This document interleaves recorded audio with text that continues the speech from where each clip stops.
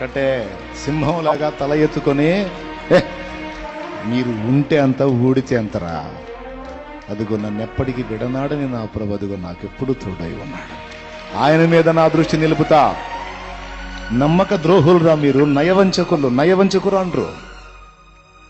మాయ మాటలు చెప్పి మెస్పరైజ్ చేసి గ్యాంబ్లింగ్ చేసి నెత్తిన చేయబెట్టి నట్టేట ముంచి వెళ్ళిపోతారు మీరా.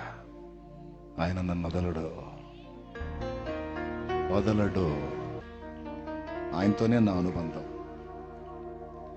ఎవరున్నా లేకున్నా, ఏమైనా కాకున్నా, నీతోనే నా పయనమో.